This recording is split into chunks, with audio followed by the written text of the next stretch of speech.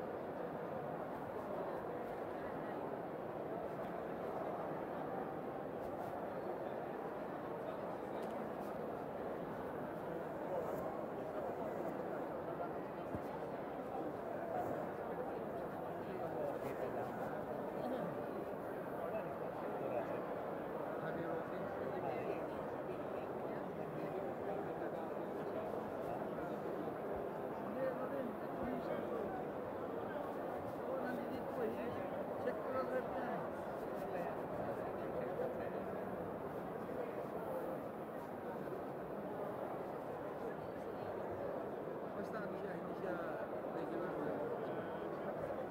You have to be stated.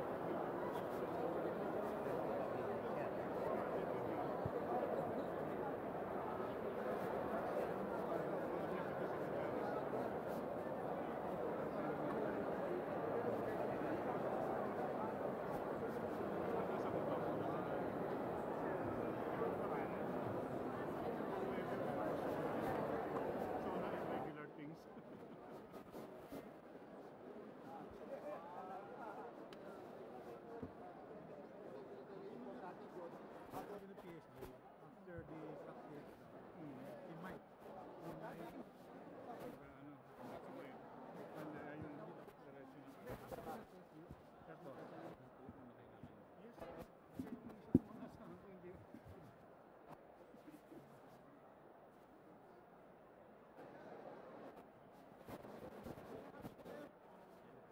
Asan na?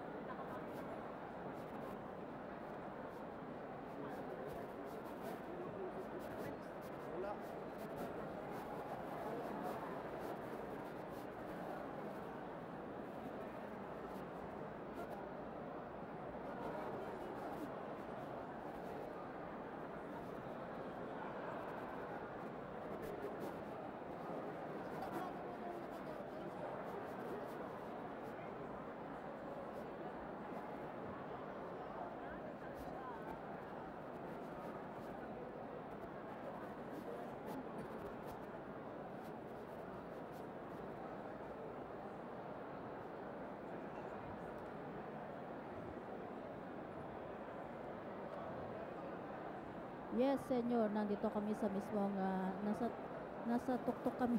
Nasa third floor kasi kami kaya kitang-kita dumudungaw na lamang kami dito sa mismong gallery dahil nakikita natin yung nagdadatingan na nga at nasa si FBR ay nasa mismong VIP section na nga. Si dating Pangulong Erap katabi niya naman si Chief Justice Sereno, samantalang si dating Pangulong Gloria Arroyo ay katabi ni House Speaker sa Devenencia. Meron silang isang katabi na isang babae. Hindi ko lang makita dahil nakatalikod sila sa amin. So, unti-unti na nga napupuno itong plenaryo at naantay na lang yung pagdating. Kapansin-pansin talaga dito, wala na nga nagsuot. Ay, meron pa rin. Yung kasi bawal, sabi nga, yung lampas sa tuhod. Pero merong isang kongresista dito, hindi natin makita na hanggang sumasayad yung kanyang palda. Anyway, so yan sa mga kasuotan nakikita natin na medyo talagang simple na nga yung mga suot nito mga kababaihan. Hindi bali sa mga lalaki kasi talagang nakabarong sila lahat. At yung congressman na yung nakadamit na yung parang si Congressman Bagilat Bagila, yun, ay suot niya yung kanyang katutubong kasuotan na parang bahag at nakapaa siya. So, yan yung mga nandito na lahat ng mga personalidad na inaasahan natin makita dito. Nandito si dating Executive Secretary Ermita, nandito rin. Nakita natin kanina na Sulyapan. At yung mga miyembro ng Diplomatic Corps, nandito rin yung Dean of Diplomatic Corps na si Father Giuseppe Pinto, nandito rin sa VIP section. So, medyo naghirapan na Basta pag inabot ko to, mag-on na siya.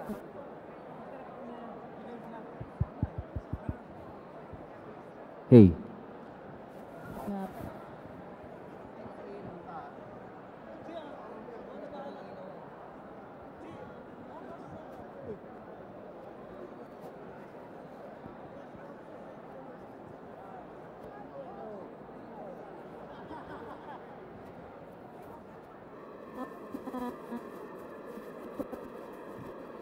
na nakita natin oras dito sa clock mismo people at habang naman ang camera nakikita dito yung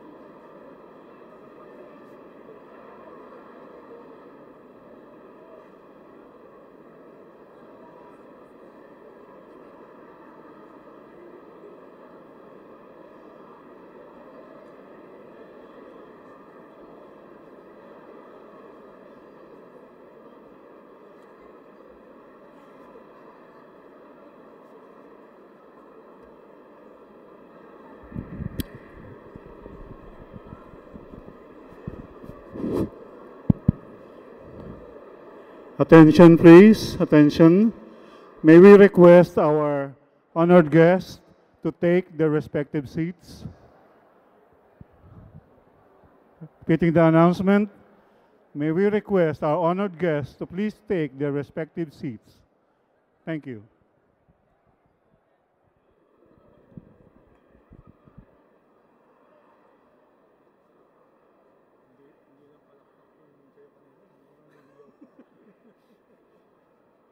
Parang sabi nga nila na oppressed daw ng... Anyway, yun nga lang ang problema ron. Ang taas ng expectation dapat ano. So talagang magtatrabaho. Tulungan natin. At least nag-uupuan na sila.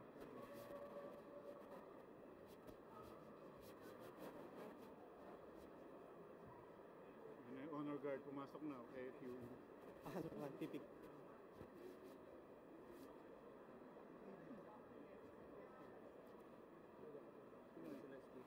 Oo nga, kaya nga in-announce ko na namupo na eh. Sinong maunang papasok? Posting?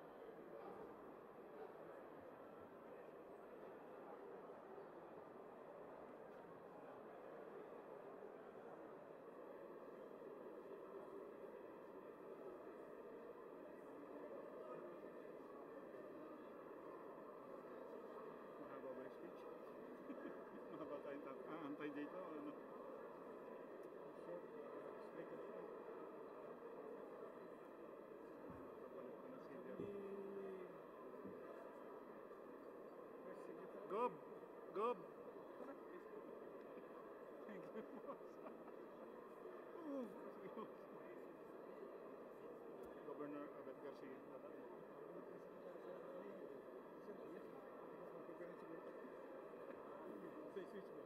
So, okay, hindi mo na babanggitin. We have to meet the president down there. We have to be accompanying him. This is now. We all sit down.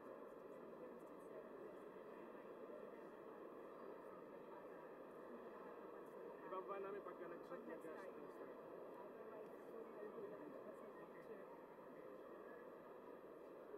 How was your election? Contentious ba? Okay din sa ako. Okay din sa ako.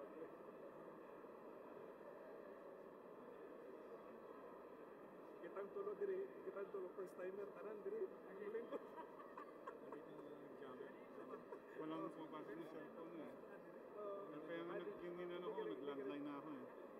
Hindi ka nag-presiding officer noon. Talaga yan. That means ganyan talaga ang buhay, pare. Ganyan talaga ang buhay. Ikot-ikot eh.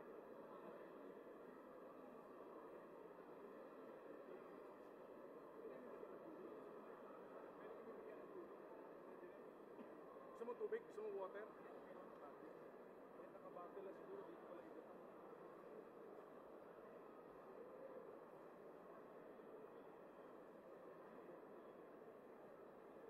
Kahit siguro bote, dito pala ikot.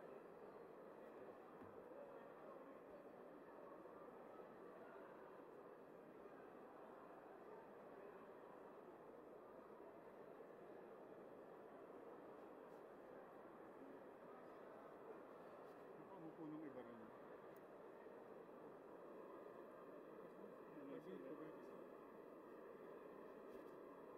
Naglalakad na yun eh. Dahil pa nakatayo sa gilid.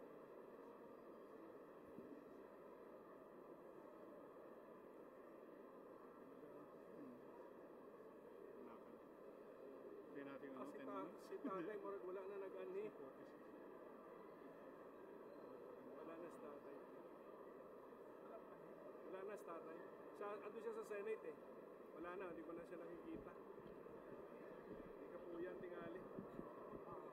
Kapuyan.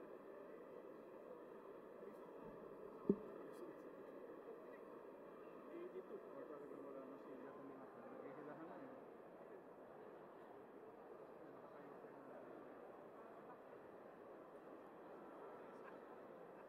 Kailangan na ng gano'n, no? Kailangan na reseta.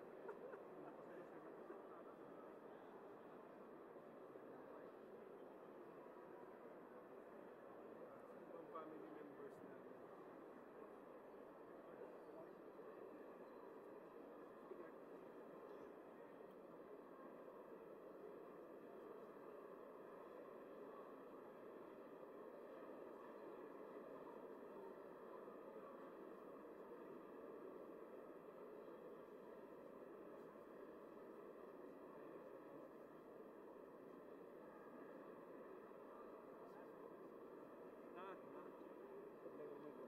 Ano laking takot na katakot? Yun na nga eh. Kita naman ito. Nawala man. Bakit maresip yun? Nawala. Hindi nga makakabalik ko eh. Yun na yung page.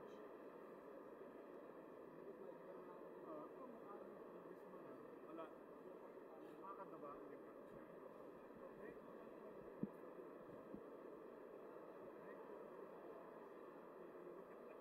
Sa dire. Oo.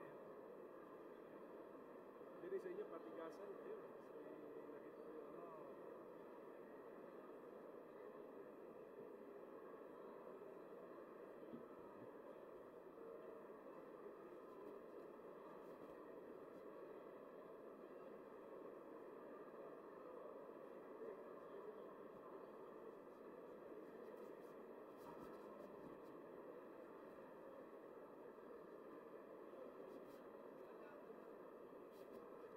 Nakita ko yun.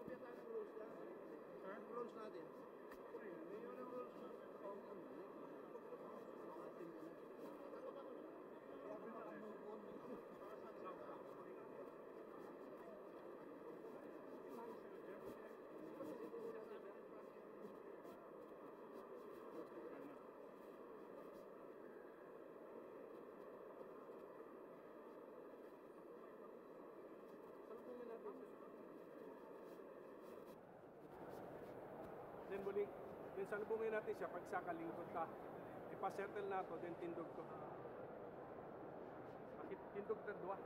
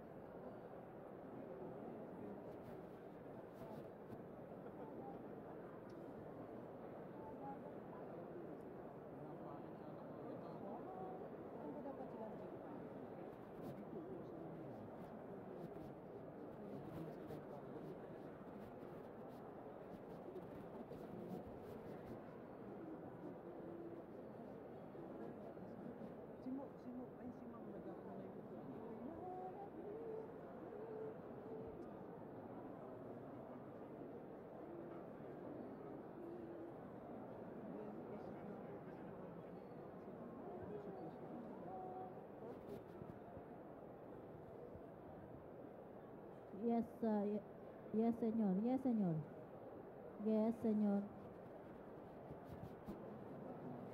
Yes, señor. Señor. Señor.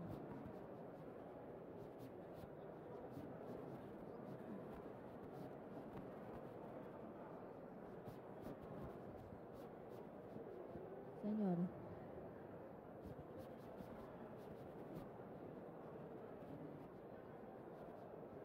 Si tutuloy nga, check natin. Try natin.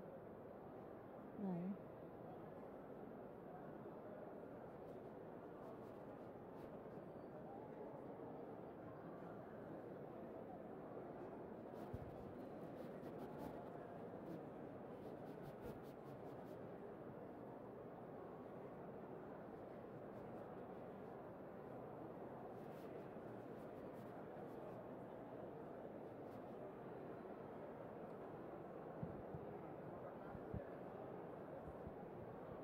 Okay ko na nakatayo? Okay nga, okay ko na to. Dati, nagpapapirma pa na ako.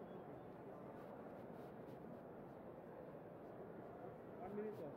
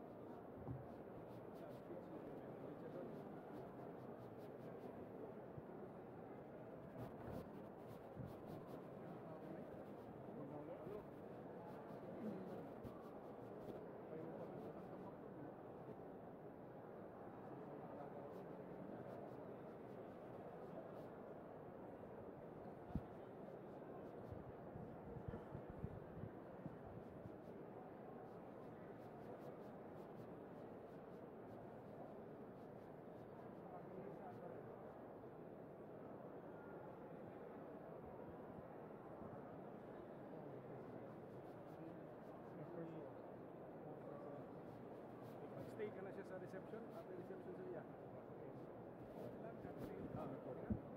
Stay ka.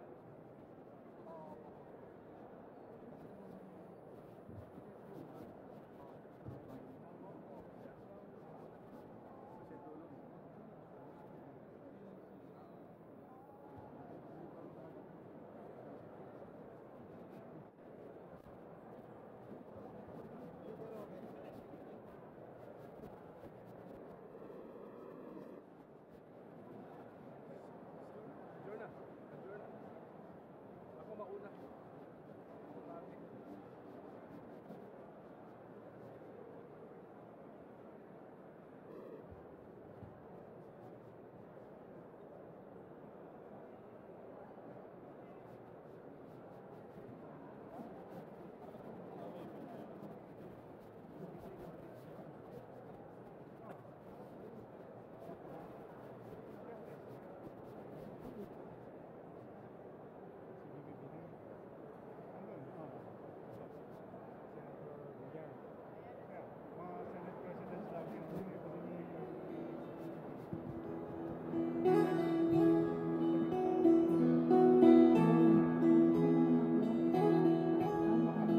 Ikaw ang pangulo para sa pagbabago. Sawa na ang bayan ko sa magnanakaw na tao.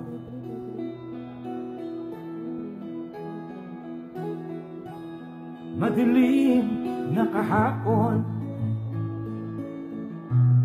ikaw ang mag-aahon. Sa piling mo, di ko mawawala ang korupsyon.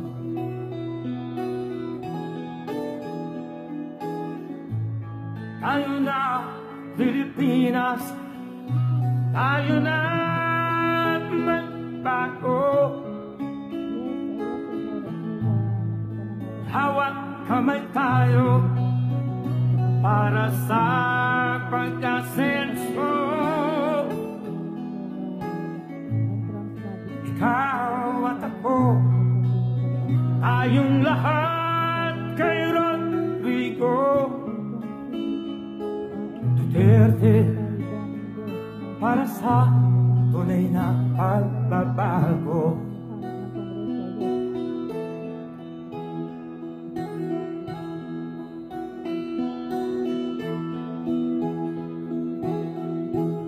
Masdan mo ang paligid,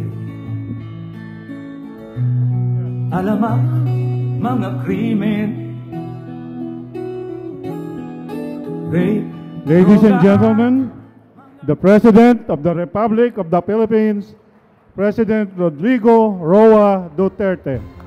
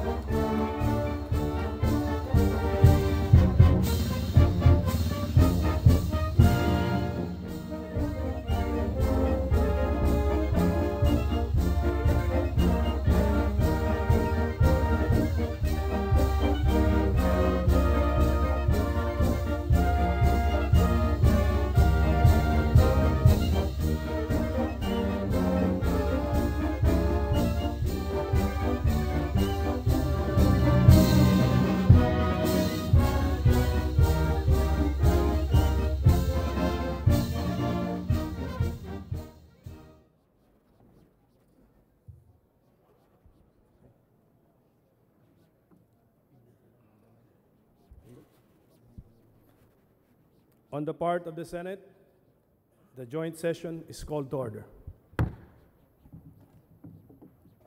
On the part of the House of Representatives, the joint session is called to order.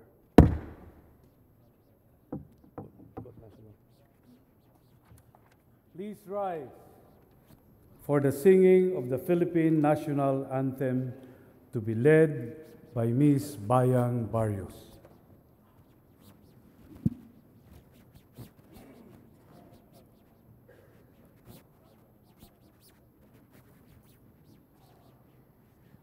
Bayang magiliw, perlas ng silanganan, alab ng puso, sa dibdib mo'y buhay.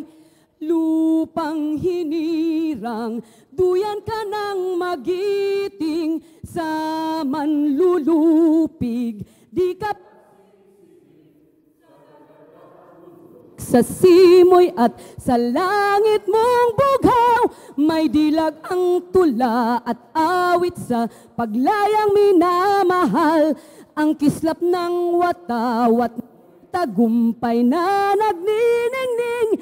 Ang bituin at araw niya kailan pa may di magdidilim. Lupa ng araw ng luwal, hatid pagsinta.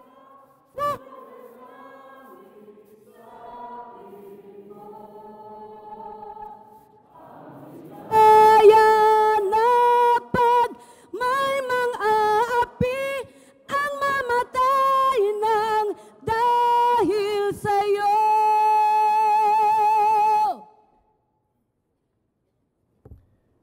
Please remain standing for the nation's prayer.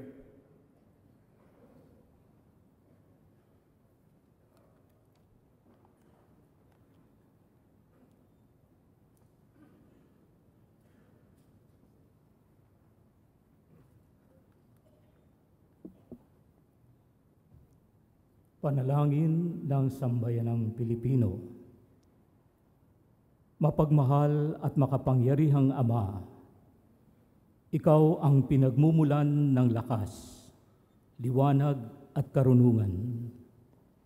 Ikaw ang dakilang amang karapat-dapat sa lahat ng aming parangal, papuri at paglingap.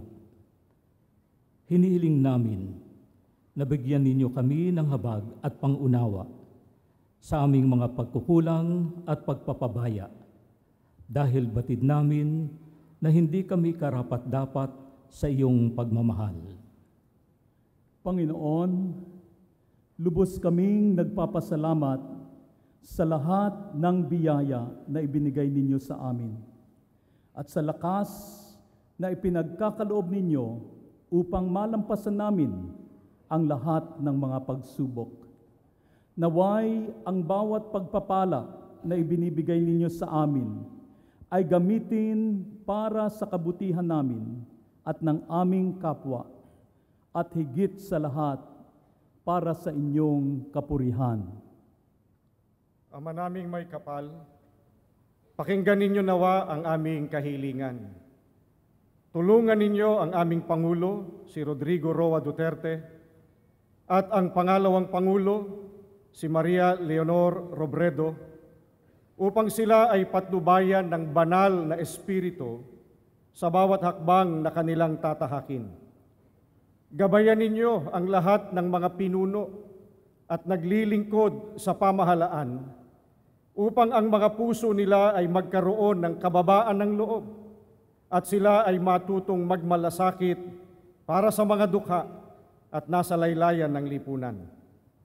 O Allah na makapangyarihan at mahabagin, naway lahat ng lingkod ng bayan ay matuto na mamuhay ng payak, maging bukas palad at magtaglay ng katatagan ng loob.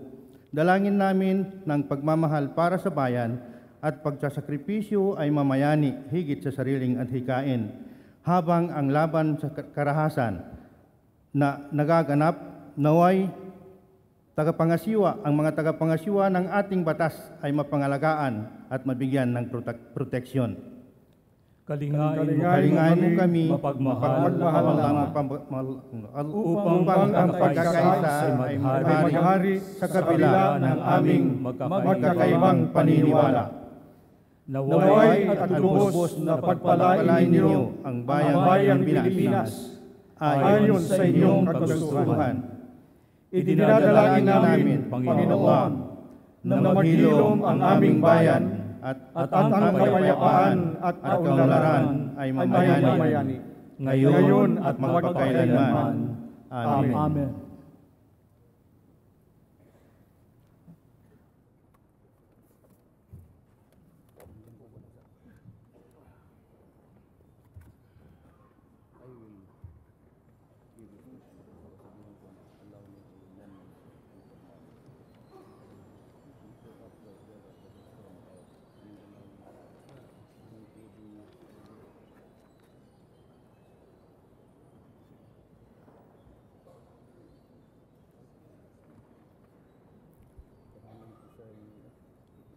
Ladies and gentlemen, honorable members of Congress of the Philippines, the President of the Republic of the Philippines, President Rodrigo Roa Duterte.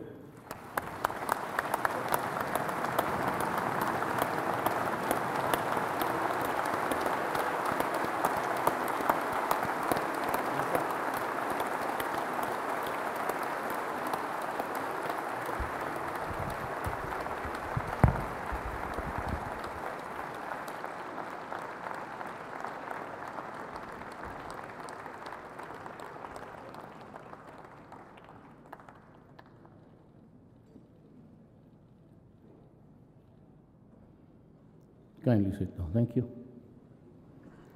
Allow me a little bit of informality at the outset. You would realize that the three guys in the elevated portion of Congress are from Mindanao. So wala na talaga kaming masabi.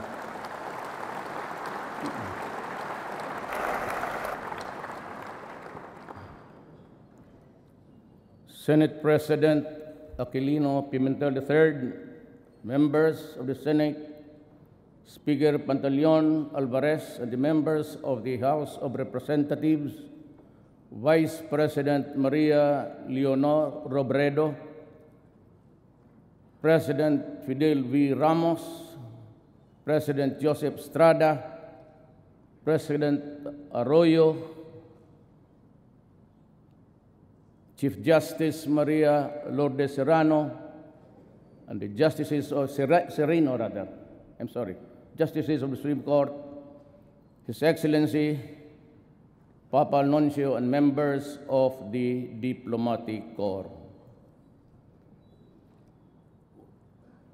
We cannot, well, of course, I have also to greet the Executive Secretary, Salvador Medjaldia, the members of the Cabinet, fellow workers in government, my countrymen. We cannot move forward if we allow the past to pull us back. Finger pointing is not the way. That is why I will not waste precious time dwelling on the sins of the past or blaming those who are perceived to be responsible for the mess that we are in and suffering from.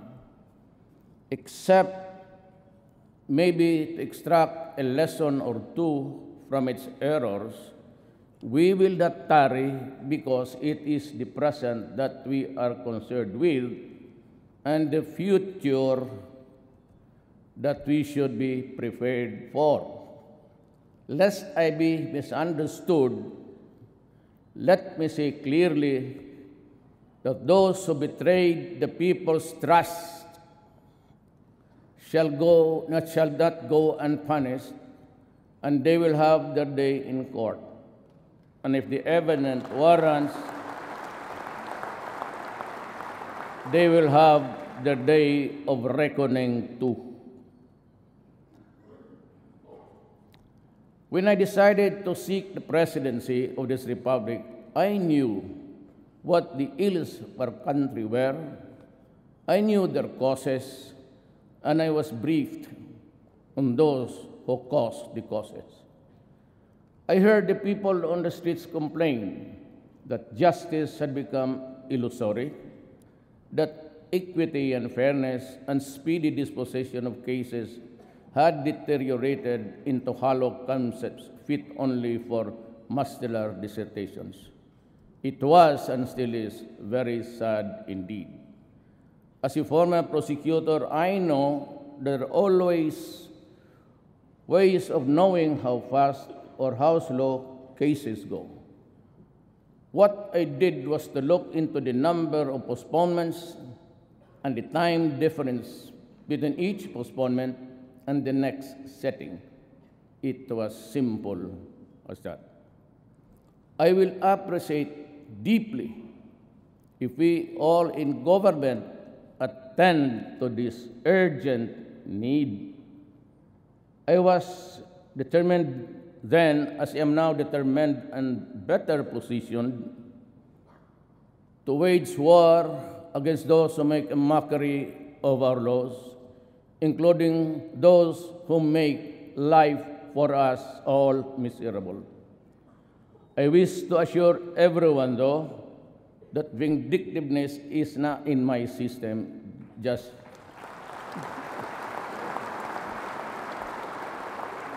like you and I, all equal treatment and equal protection are what I ask for our people.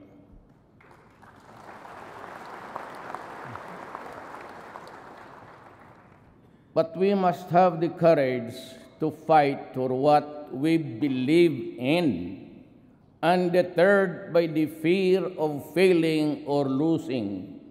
Indeed, courage knows no limits. Cowardice does. At this point, there are concerns few I wish to convey to all, to the end that as I perorate on facts, figures, plans, programs, and solutions, these concerns will not dissipate or get lost along our way. Thus, to our religious bishops, leaders, priests, pastors, preachers, imam, let me assure you that while I am a stickler for the principle of separation between church and state, I believe quite strongly that there should never be a separation between God and state. During my inauguration last 2016, I said that the fight against criminality and illegal drugs and corruption will be relentless and sustained. I reiterate that commitment today, and that is why I call on the Philippine National Police, the barangay chairman, the mayors and governors, are all those occupying seats of power and authority not to lower their guard. There will be no let-up in this campaign. Double your efforts, triple them if need be. We will not stop until the last drug lord, the last financier, and the last pusher have surrendered or put behind bars.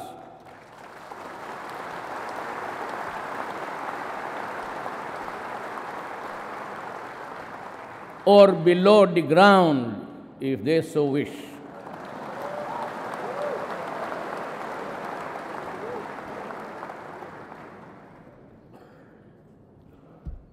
To our police officers and other officials, do your job, and you will have the unwavering support of the Office of the President.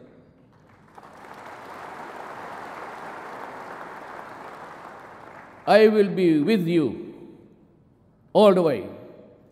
Abuse your authority, and there will be a hell to pay.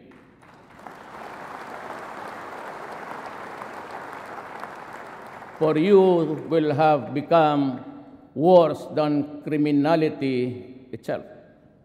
I order the National Police Commission to hasten the conduct of investigation and adjudication of administrative cases against police officers involved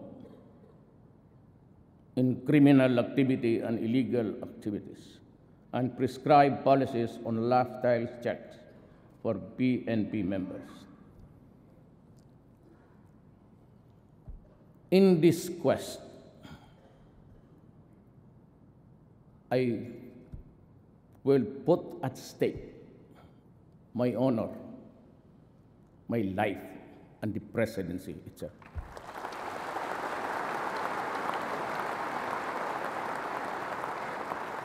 The DLG is also directed to strictly monitor how LGUs perform their supervision functions over the police, and those found not performing will be sanctioned, including the loss of police deputation from the NAPOLCOM.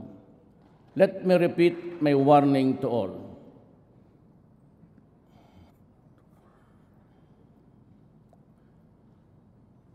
I repeat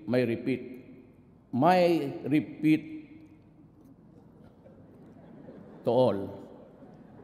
Do not do drugs.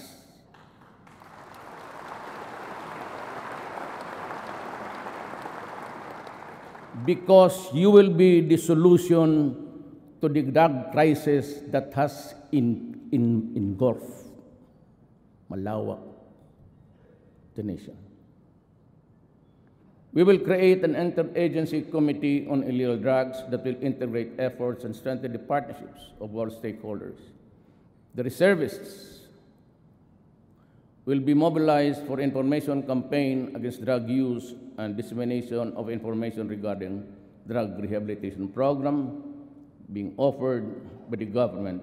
Let us also strengthen our ROTC program to instill love of country and good citizenship. We will also prioritize the rehabilitation of drug users. We will increase the number of residential treatment and rehabilitation facilities in all regions of the country. The armed forces of the Philippines will facilitate the preparation for the use of military camps and facilities for drug rehabilitation. There can never be real, tangible, and felt development without making our people feel secure. And it is our duty to uplift the people's welfare. With this, my administration shall be sensitive to the state's obligation to promote and protect, fulfill the human rights of our citizens, especially the poor, the marginalized, and the vulnerable, and social justice will be pursued even as the rule of law shall at all times prevail. My administration shall implement a human approach to development and governance as we improve our people's welfare in the areas of health, education, adequate food and housing, environmental preservation, and respect for culture. Human rights must work to uplift human dignity.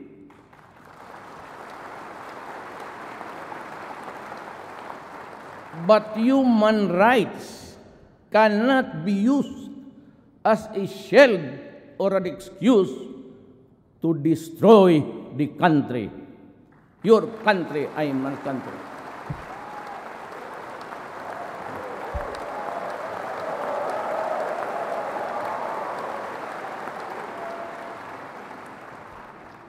Meantime, since our country continues to be confronted with internal security threats aggravated by the existence and activities of the terrorist group Abu Sayyaf, the full force of the AFP will be applied to crush these criminals who operate under the guise of religious fervor.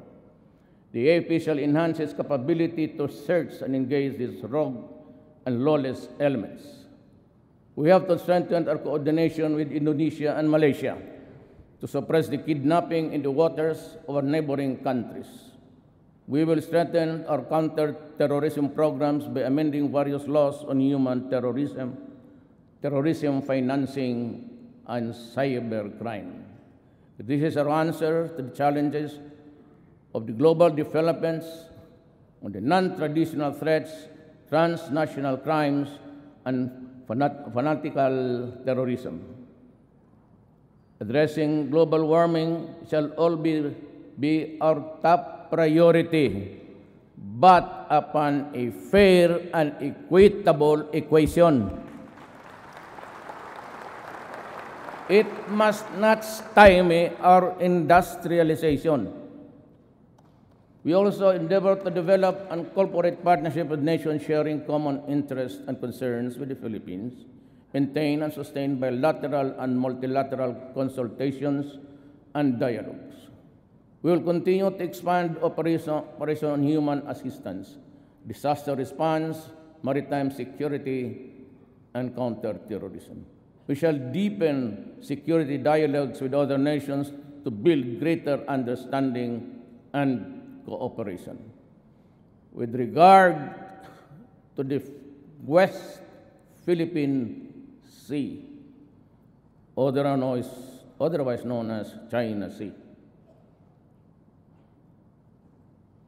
we strongly affirm and respect the outcome of the case before the Permanent Court of Arbitration as an important contribution to the ongoing efforts to pursue a peaceful resolution and management of our disputes.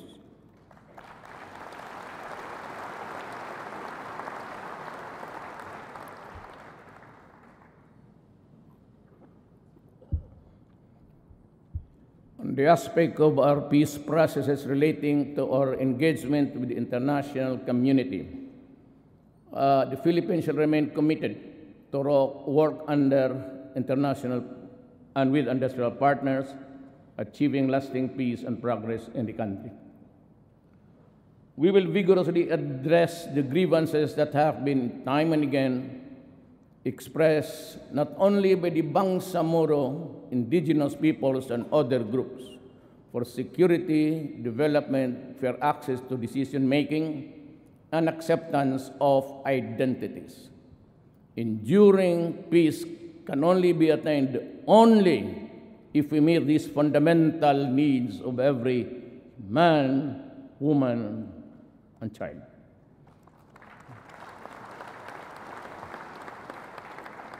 To our Muslim brothers, the Moro country, and the members of the CPP, NPA, NDF, let me say this. All of us want peace. Not the peace of the dead, but the peace of the living. We express our willingness and readiness to go to the negotiating table. And yet, we load our guns, fix our sights, pull the trigger. It is both ironic and tragic, and it is endless.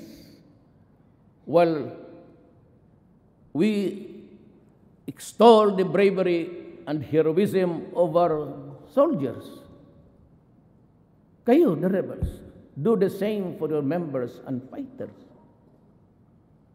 What I see instead are the widows and the orphans, and I feel their pain and grief, and no amount of cash assistance or the number of medals can compensate the loss of a human life.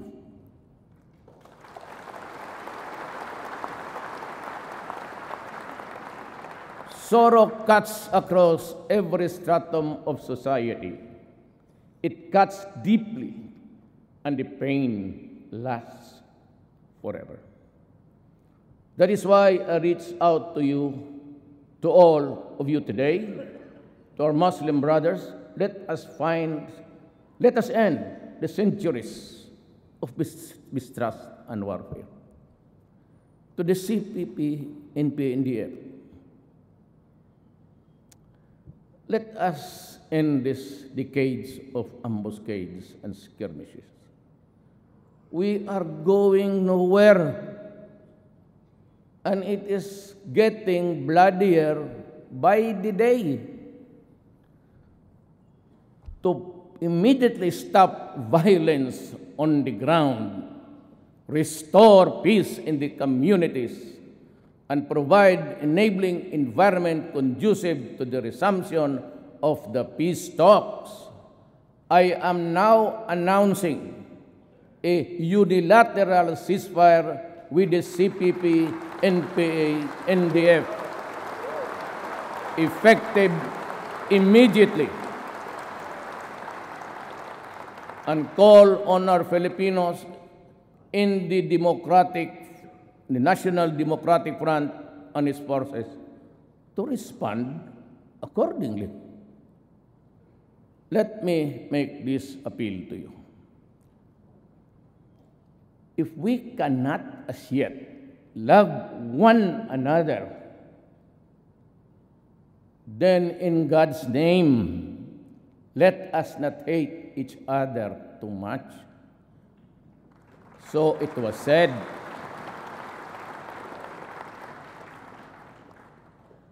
I say the same to you today. We will strive to have a permanent and lasting peace before my term ends. That is my goal. That is my dream.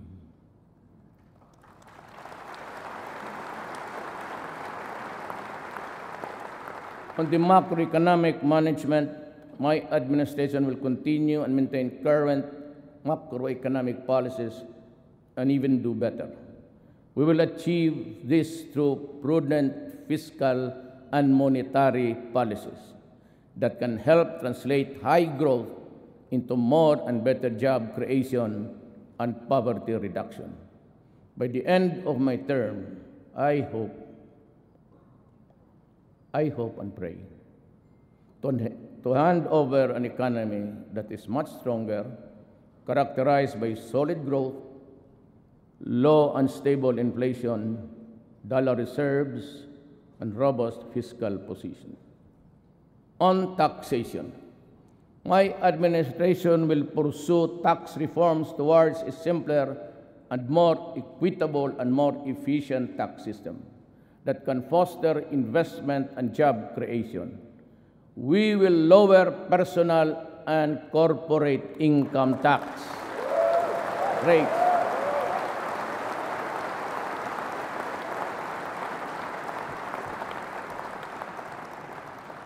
and relax the bank secrecy law.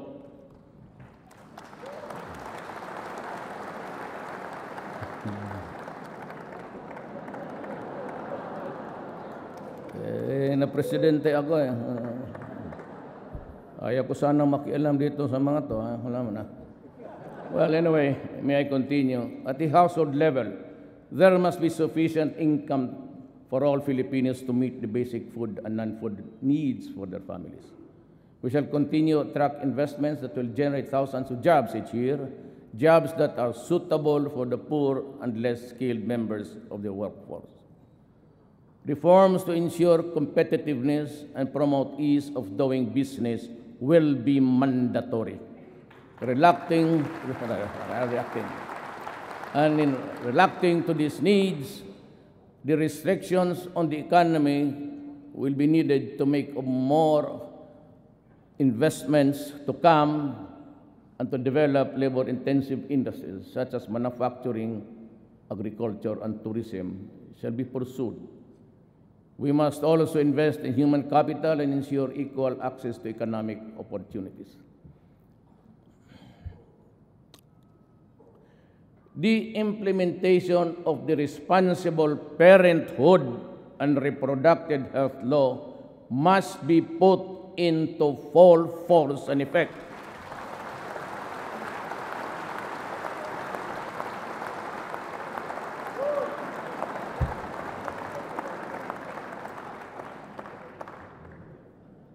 So that couples, especially the poor, will have freedom of informed choice on the number and spacing of children they can adequately care and provide for, eventually making them more productive members of the labor force.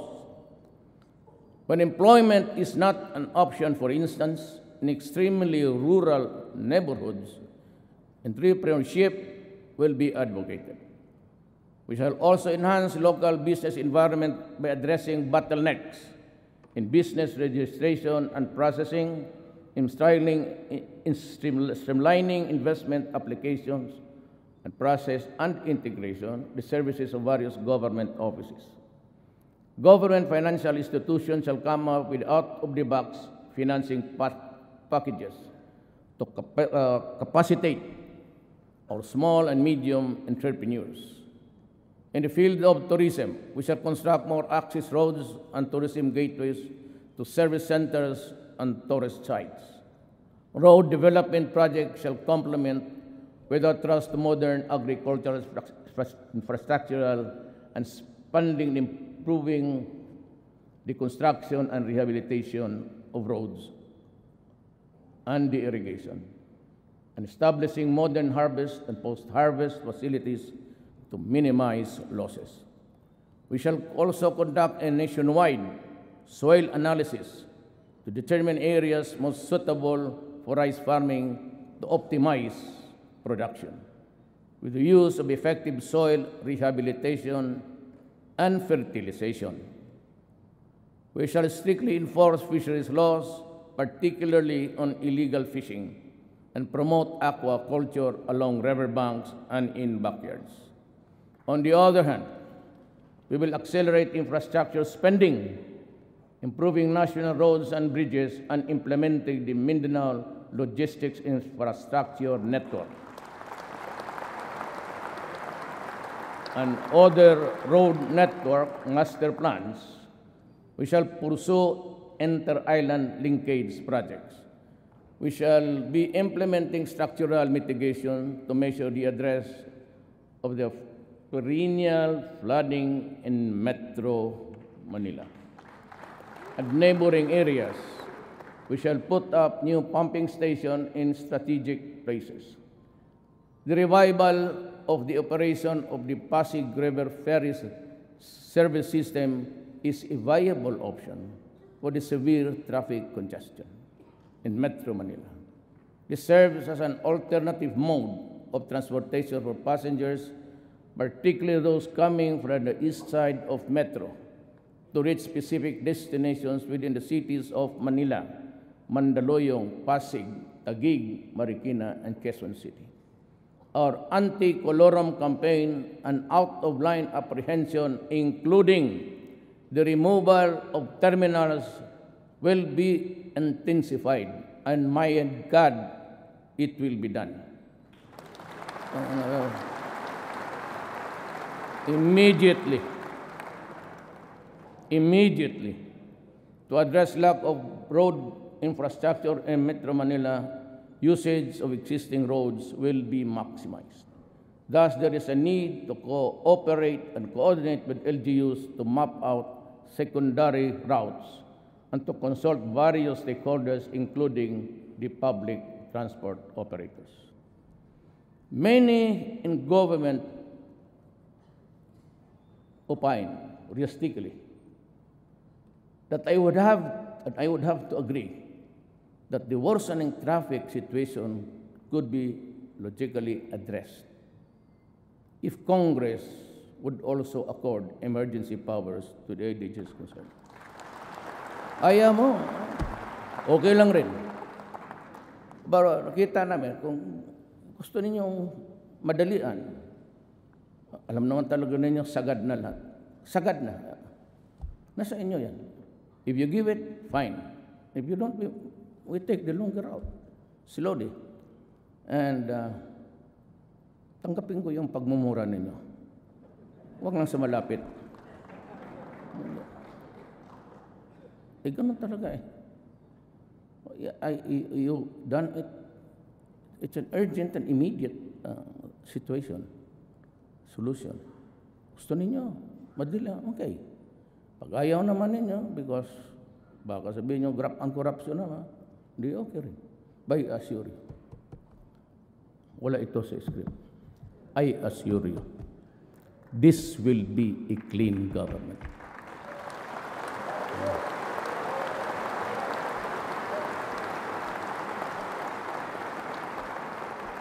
If that is the only worry that you have, and I can understand your misgiving, wala na ito sa haba. Wala na ito sa script. You know, ako baka garantiya ako. 101%. it will be clean. Problem is, I can only act through agencies and departments. That's why I urge you, na basking kunting mali lang, wala akong ano sa inyo. Wala na akong politika, wala na lang. I'm through after this. I just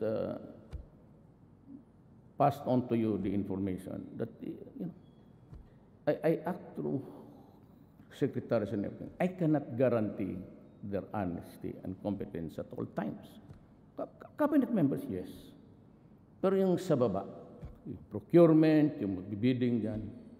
But as far as I can really, it malinis talaga to.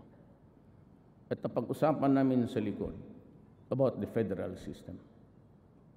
You know, my advice to you is maintain a federal system, a parliament, but be sure to have a president. Wag, hindi na ako niyan. I'm disqualified, and by that time, I would no longer be here. But I can commit today to the Republic of the Philippines and its people. If you hurry up the federal system of government, and you can submit it to the Filipino people by the 4th, 5th year, kasi proseso yan eh. You call for a referendum, and after that, call for a presidential election. I will go. Sibat na ako. But you must have a president. You copy the France system. Huwag mo hiyaan yung puro na parliament, delikado. It takes time even for yung kagaya ng England noon. There was this bomb on the double deck. Took them time, really. Because there's no one apparatus for a commander-in-chief down. You can have a president, you can elect. Maybe Tito Soto would be the lucky guy at the time. O limitahan mo lang. Ceremonial powers, power to dissolve, power to accept the resolution or whatever. Mandating you this, do that. Or ceremonial powers, except in times of need. If there's a demand for action, you must have a president. Wala na ako niyan. I said, if you can give me that document, I will urge you to conduct, call for an election the following week. And even if there's still 2 years, 3 years, I will go. Okay na ako. Do not worry about me. I am into that much ambition.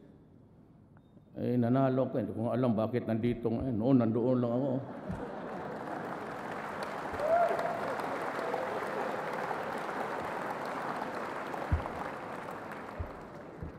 Totoo man. Eh, sino man nagsuporta sa inyo sa akin dito? Wala man.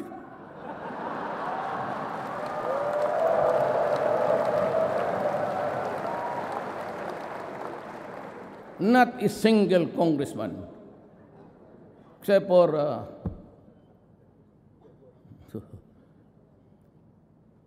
2 provinces, governor. Yun lang. Wala akong barangay captain. Wala lahat.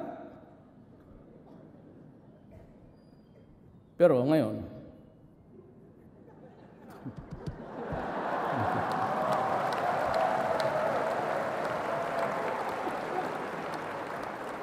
processing time in issuing permits and licenses shall be reduced to the barest minimum.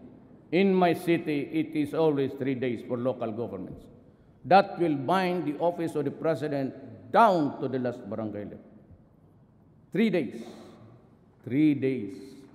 Local government. Business permit, clearances, no follow-ups. Bigyan mo ng stop. Be back next week. Tignan mo yung workload. And I will require every department, yung dito sa etas. They must have a logbook. Wag sa computer kay itong ganito na na-erase yan. Gaya mong date, time, I accept the documents of Rodrigo Duterte. Then you go to your computer. You must have an actuarial projection, sir. Look at the workload. Napakabubo man naman kinima.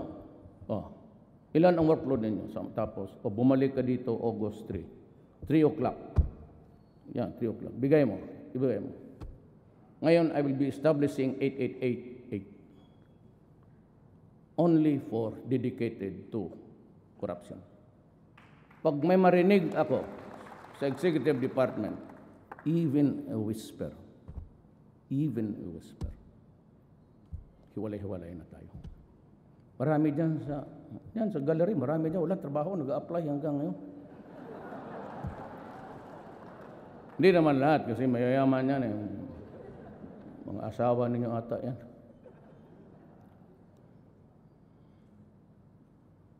While the issuance and distribution of motor vehicle plates at point of sale o through motor vehicle dealers shall be considered.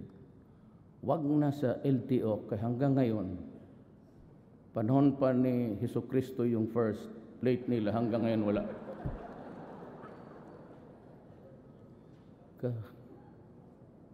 Bayad na yun until daw sa awa ng Diyos. For the driver licenses, its effectiveness will be extended from the current 3-year period to 5 years.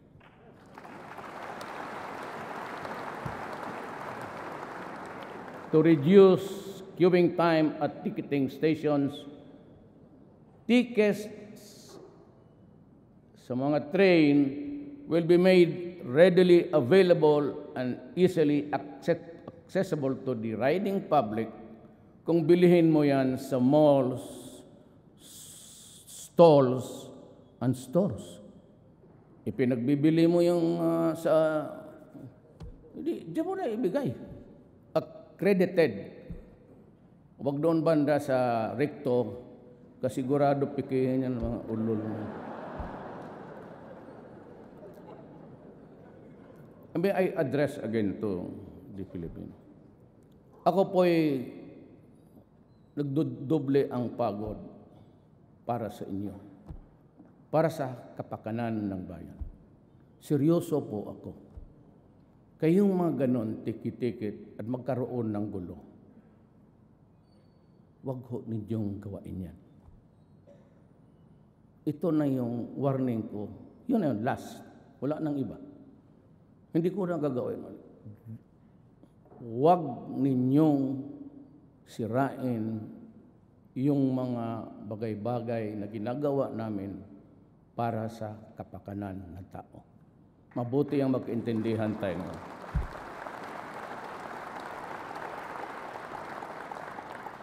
Maya yung bantay kaya kaibigan ko trag.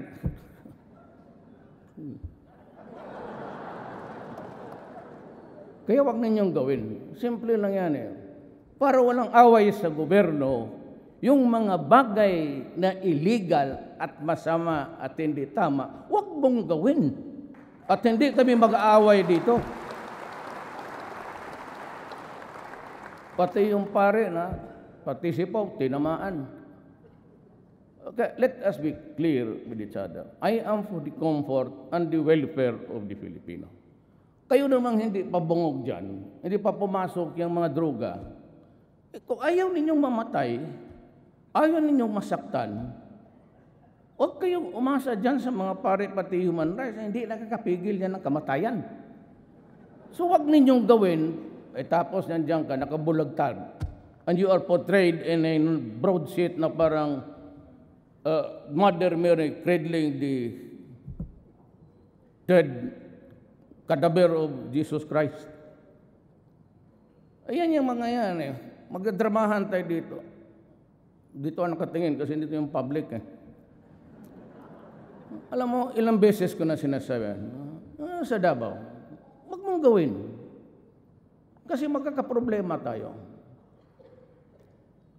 He who is the cause of the cause is the cause of them all. Ikaw yung nag-umpisa, you swallow,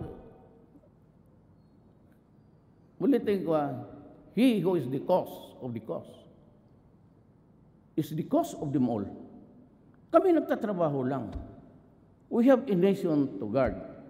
We have millions of people to see that they are healthy. It's a question of drug, it's a question of public interest, public order. Kita mo, lesser crime. Wala na kasing magnanakaw. Wala na nag-hold up. Kasi para yan. Kita tapos sa bila, maliliit lang yan. Gamitin mo utak mo.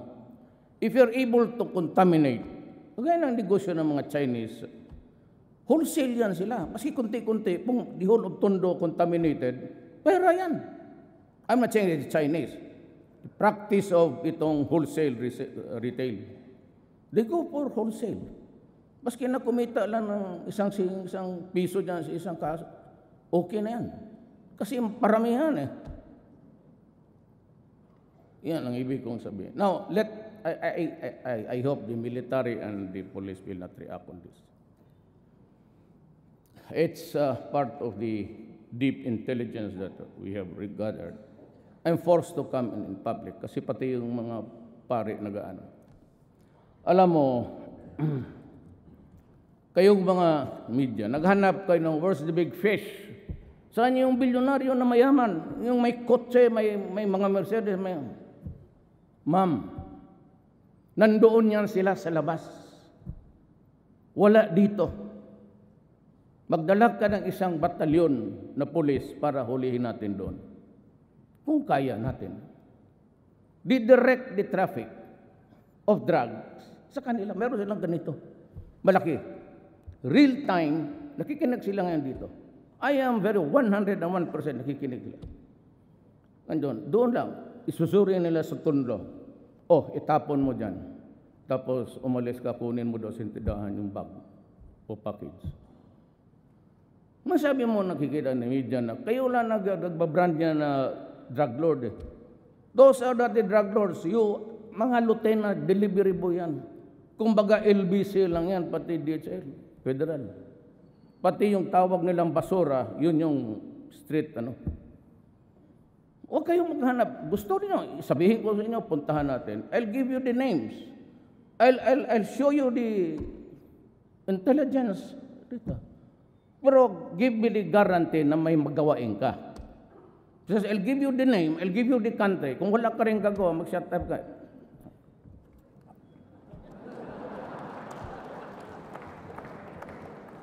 Kaya hindi lang kami do not get too personal about our work here.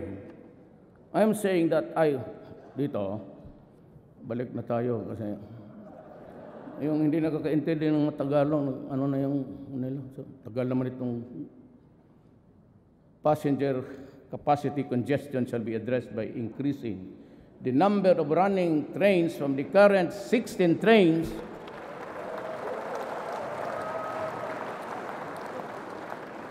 with a total of 48 cars per hour to 20 trains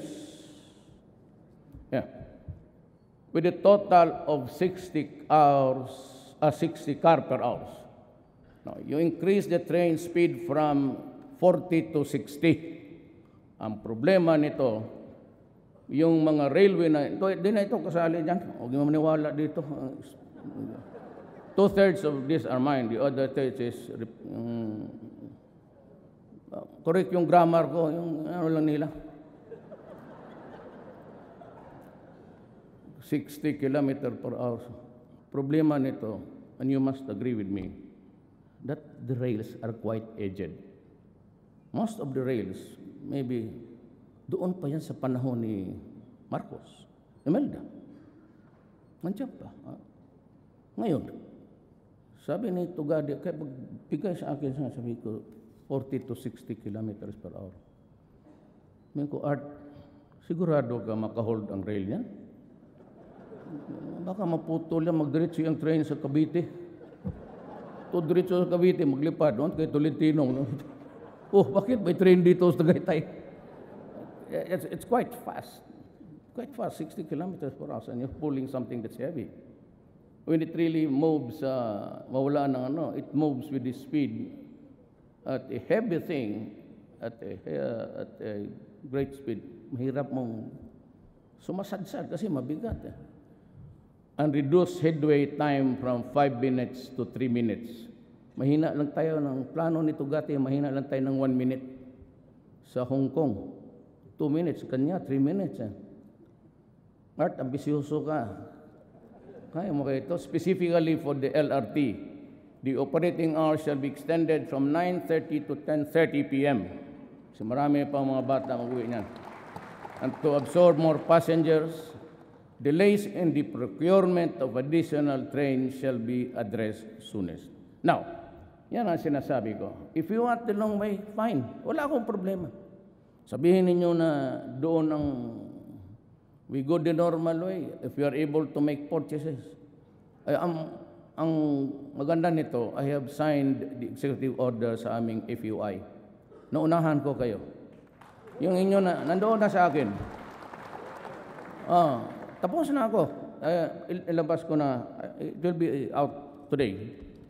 Alam mo, sabi ko, unahan ko dating kongreso, puro mayayabang yung mga dyan. We grab there's a stealing one's thunder.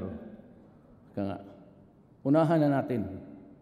So, we shall also pursue rail projects in Metro Manila at the major key points and the country, including the Mindanao Rail Project. Hindi ako nagyayabang, pero totoo talaga to. Depende sa federal, but 6 years, lalabas talaga ito, I assure you, because it's going to materialize. Rail projects, the about transit system, the Cebu transit system, the North and South Luzon Railways, and the Panay Railways project. Tama? Panay. Taga saan si ano? Panay. Panay ang bigay natin para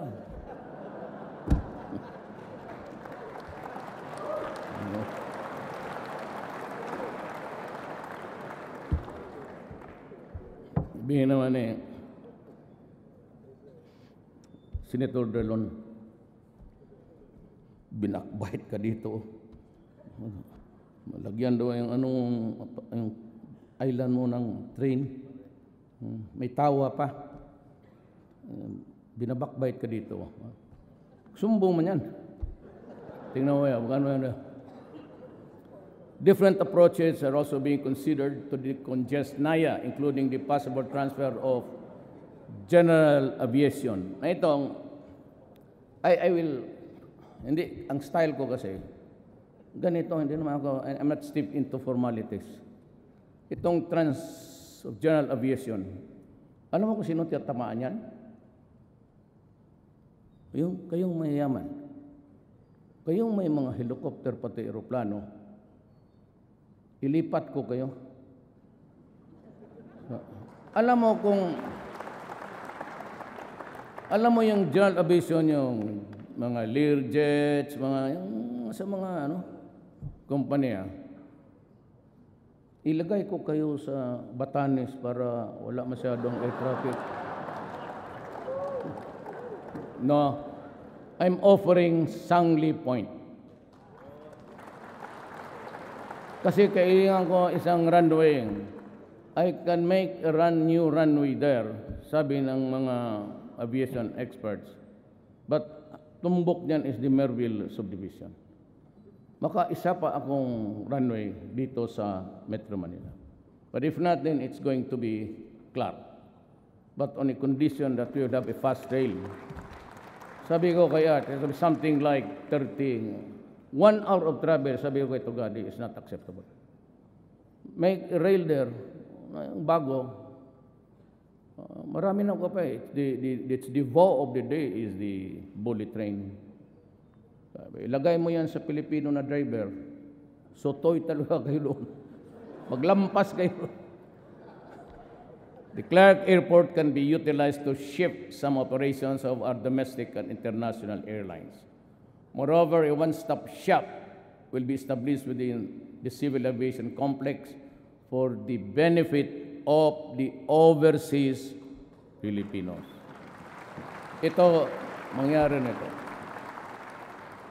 to utilize the Clark Airport, it is necessary to establish yung mga, well, you have a rail to connect. Tapos na yan, itaas mo na kayo, gitagalog ko na. In the area of environment, the military is directed to intensify its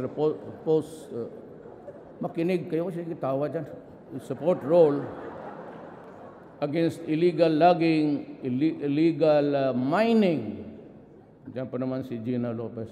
And other destructive practices that aggravate the devastation of our natural resources.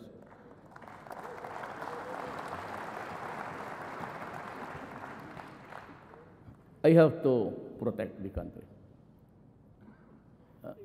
Many are complaining against the appointment of Gina Lopez. But si Gina, pati ako, we share the same paradigm. The interest of the country must come first. But hindi ko naman sinasabi, there's a law allowing mining. Gina Lopez and I are just telling you, follow government standards.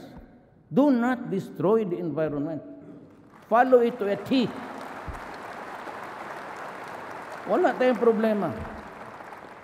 Just pay the correct taxes, follow the standards. Gina Lopez is just doing her job. You know, she is really a crusader. So, that is how I would describe her persona. Crusader. Kaya, sabi ko, tama yan. Kaya, bakit? Nandiyan ba si Ma'am Gina Lopez? Secretary Lopez? Ganito yan. Pumunta siya sa Davao. Gabi na mga 1 o'clock because on the early days of my when I won, but I was hindi pa ako nag-vote. Marami na napuntahan. Ito, felicitations, congratulations. Si Ma'am pumunta twice. Every time she shows me the degradation of ito na.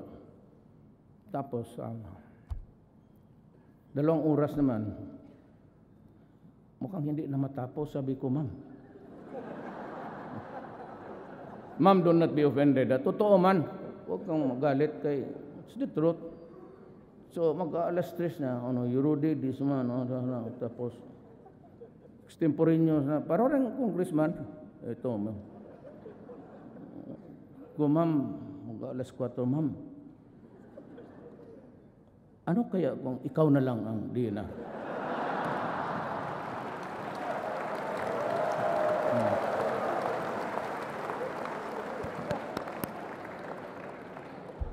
Bigla rin siya nagsagot ka, totoo ka? Namasik ka,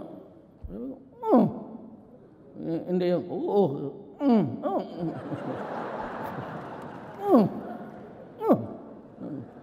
siya, I will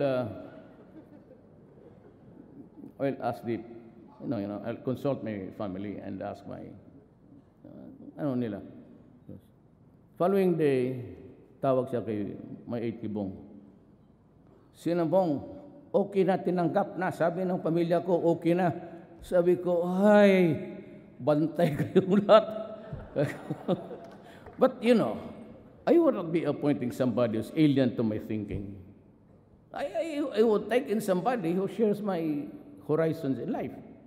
Especially yung degradation ng tama yan, she's a crusader and she will continue. And dito naman lagay is, the DNR is likewise directed to review all permits granted to the mining, logging, and other environmental sensitive activities to ensure compliance with government standards. And if warranted, ito na yung pinakamaganda, amend, suspend, or revoke permits. Go ahead.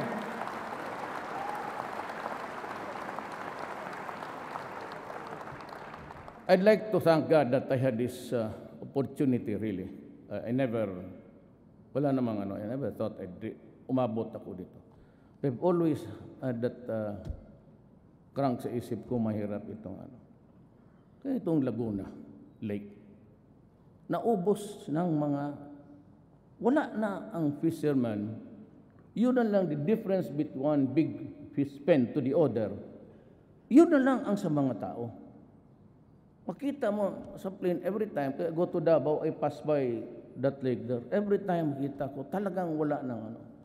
And the fishermen are complaining about the loss. Talagang wala na sila. Kasi ang maliit na lugar, yun lang ang kanila. So dito, pinadaan ko lang a diplomatic way that the Laguna Lake shall be transformed into a vibrant economy zone showcasing ecotourism by addressing the negative impact of watershed destruction, land conversion, and pollution.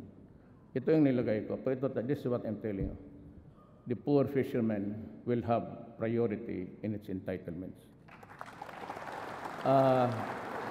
Order to Gina is, ayusin mo ma'am.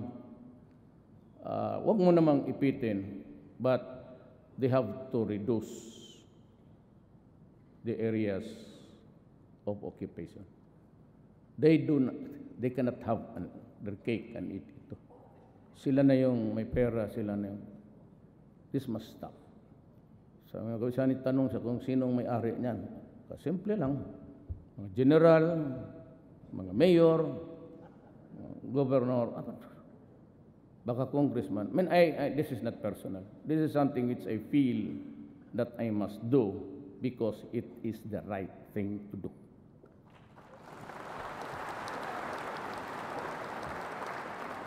To have adequate disposal facilities for Metro Manila garbage, the final closure and rehabilitation of the Carmona sanitary landfill shall be pursued, while the adoption of appropriate waste-to-energy facilities will be explored. Marami nan. The technology is coming in very fast. In the area of governance, there's a need to strengthen our efforts along this line. Taas mo na. Mataas yung paragraph na yan. Ito. Select the best answer dito. Ang taas nito. Huh? Mabubuang ka.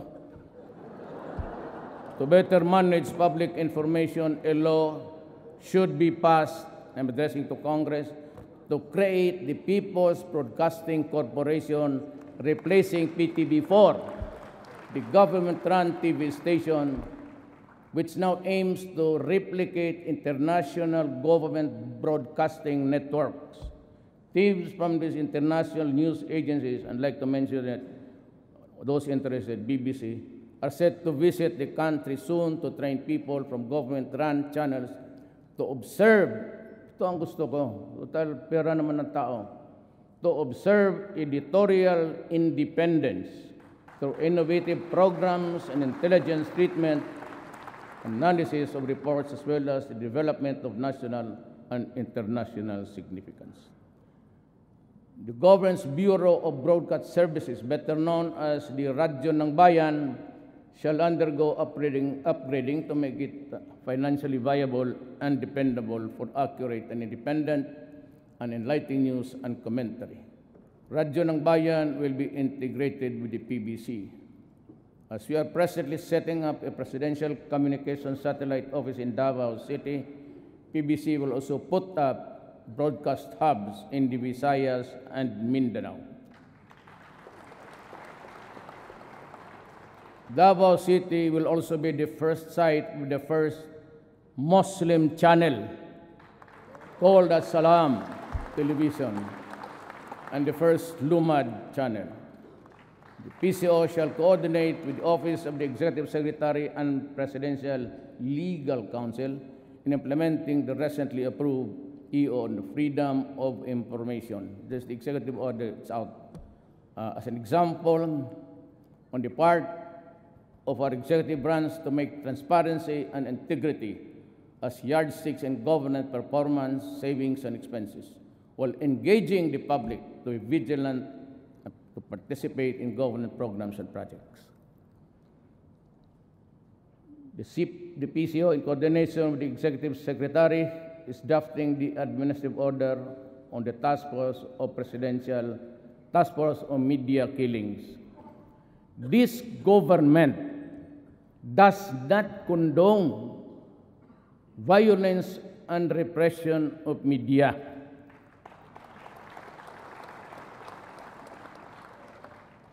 the bona fide media. Bona fide media. Sometimes they pronounce it bona fide, but whatever the thing is, the bona fide media has always been our partner for change. Di medyo klaro yan.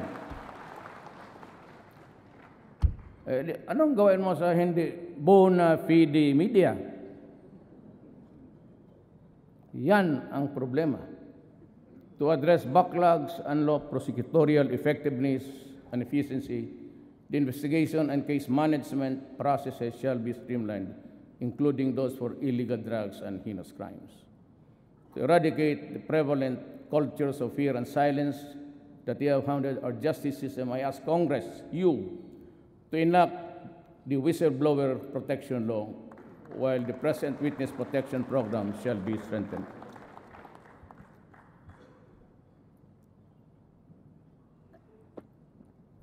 Hirap maging presidente, maski dito lang.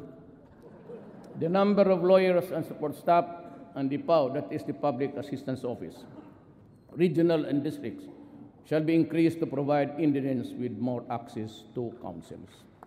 At this stage, I also have directed the DILG to undertake nationwide information and campaign on federalism in partnership with various alliances and with LGOs, civil society, grassroots, and faith-based organizations. Hinto muna ako dito, itong federalism. Ayaw ko itong tama ako. Alam mo, itong bayan natin, if I may just repeat, I know that you know, in 1521 or 1526, Magellan landed in Leyte.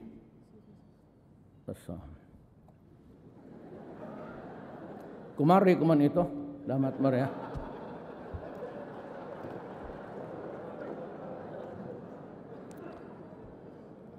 Mindanao was already Islam by 100 years.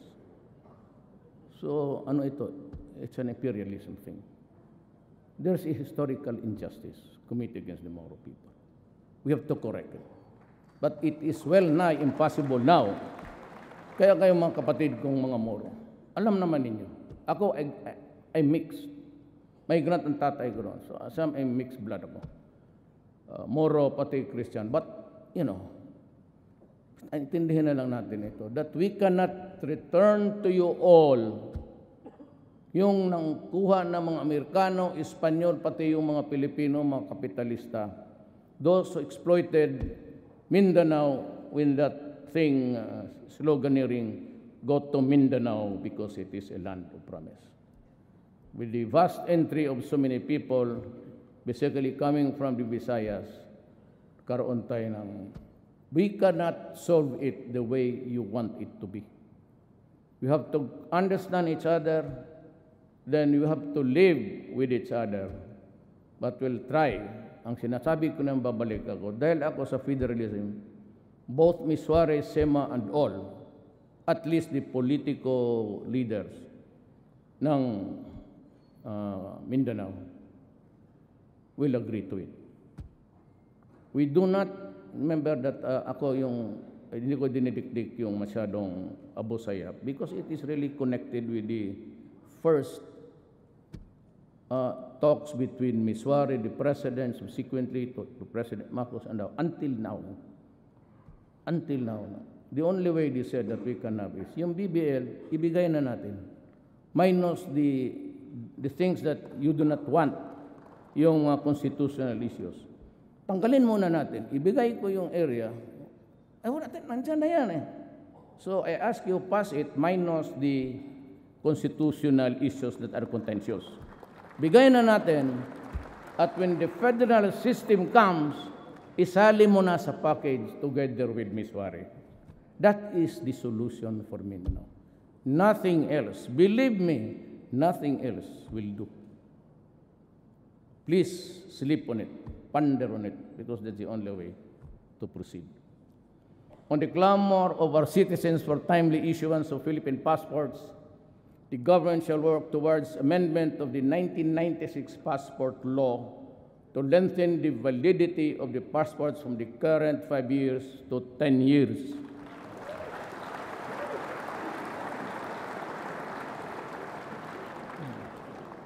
Total, kayo naman ang magagawa ng batas. You're the ones who will pass the law.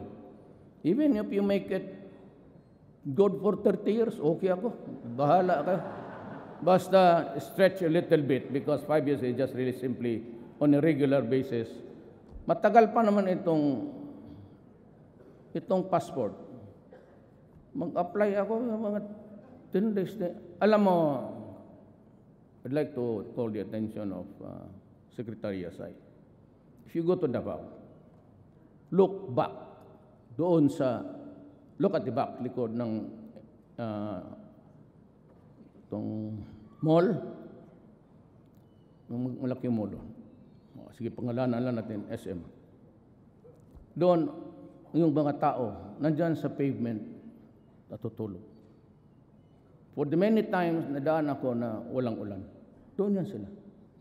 Because first come, first serve. And the only outlet there, the outlet of your department is yung sa SM. So yung mga maawa ko dito sa side sa Cotabato, lahat ng Cotabato doon sa Davao. Karamihan niya walang mga bahay. If you're applicant in Davao City, fine. But yun kung walang mahirap kasi karamihan dyan mga mura naghihiga lang dyan sa pavement. Nasasaktan talaga. Masakit. Buong gabi magtayasal hanggang magbukas yung SM kasi first come, first serve. Kasabi ko, well, that is addressing to all of the cabinet members. Make use of the computer. I do not want to see people lining up under the heat of the sun. I do not want people lining up under the rain na mga grado. And I want itong labor, wala na ito sa script. Yung prompter na tutulog na siguro, kapindot-pindot yan. Alam mo, andyan naman yan. Sabi ko, what I want is a journal. When the applicant presents the documents, give him a shopping list. Do not add or get anything away from it. Yun na yan final. And when he complies with that, that is good. Wag mo na siyang pabalikin. Kasi kung magtawag yan ng 888, may God, puntahan ko talaga kayo. Yan ang bisyo ko nung mayor ako. Make in a difference, mayor, presidente. Puntahan talaga kita at hiyain kita sa maraming tao. And I would publicly ask you, what the hell happened to the procedure? Pupuntahan ko talaga kayo. Local, barangay, police, military, lahat. Bigyan mo ng shopping list, huwag mo nang pabalikin. Because pag magtawang ng 888 yan, tapos makita ko na the grievance is valid, bahala ka anong walang panahon, pupuntahan kita sa opisina mo and I will ask you. Bakit? Bigyan mo ng stub. You have to employ actuarial ability. That's easy. Pero pagtanggap ng tao, I'm addressing myself under me. Journal. Papirmahin mo siya. Lagyan mo doon, tignan mo sa computer. Kung mag-connect ka doon sa actuarial, hindi mo kailangan ng bubo dyan eh. Kasi matatapos siguro yan mga next month. Tapos na. Projections lang naman.